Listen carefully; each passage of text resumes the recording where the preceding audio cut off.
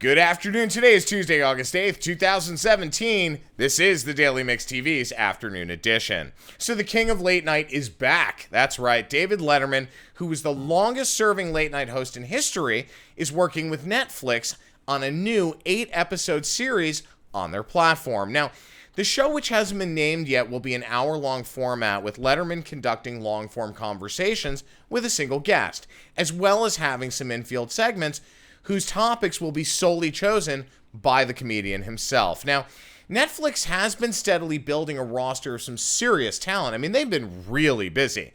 They had a major deal with Jerry Seinfeld. They've got stand-up specials headlined by Chris Rock, Dave Chappelle, Louis C.K., Amy Schumer, and Ellen DeGeneres. Now, here's my point. The networks are getting hammered by streaming platforms as studios. Networks have been slow to adopt newer viewing patterns by audiences thanks to time shift devices and other streaming platforms that they're a part of. Seemingly, they just can't keep up with the likes of Netflix, Amazon, and Hulu. So it might be time for ABC, CBS, and NBC to start working with these platforms rather than against them in order to maintain share of audience. Certainly to help develop bigger and better marketing platforms for their properties. Now, anyone who knows me knows I spend a good part of my summer in the Bronx at Yankee Stadium.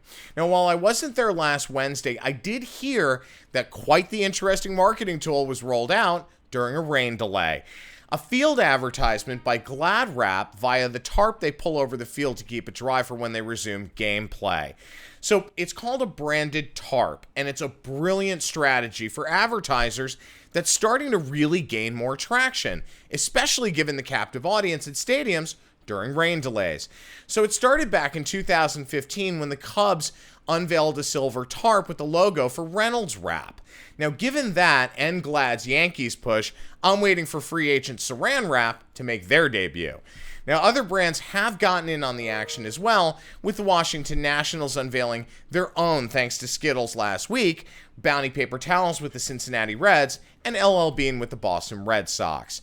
Now, while there are few places left that advertisers and media houses have not capitalized on, it is innovation and creative thinking like this that can make all the difference in the world to a brand and its push by affiliating with America's favorite pastime, as well as other sports.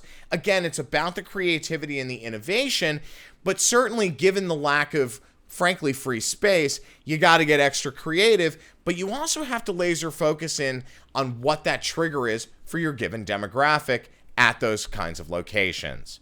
Now, speaking of innovation, recently there's been a lot of movement in fast casual and fast food with respect to integrating technology to make it more convenient for the customer.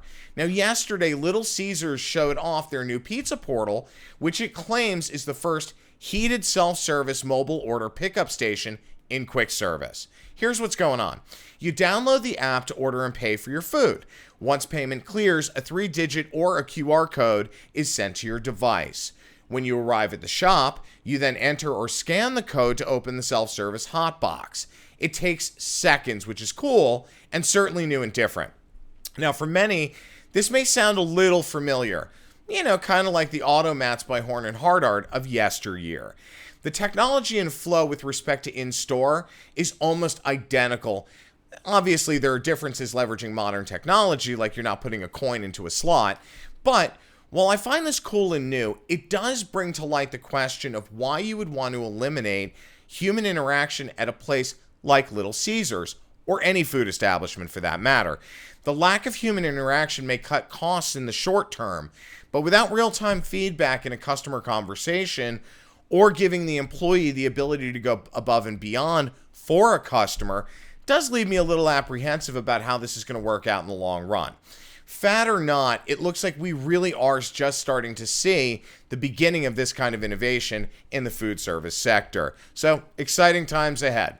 My name is Sean Patrick Hillman. I'm the CEO of Hill Story Marketing. I'm also the editor-in-chief of the Daily Mix TV. We'd love to hear from you, so please email us at thedailymixtv@gmail.com. Have a great rest of your afternoon, guys. We'll catch you on Hump Day tomorrow.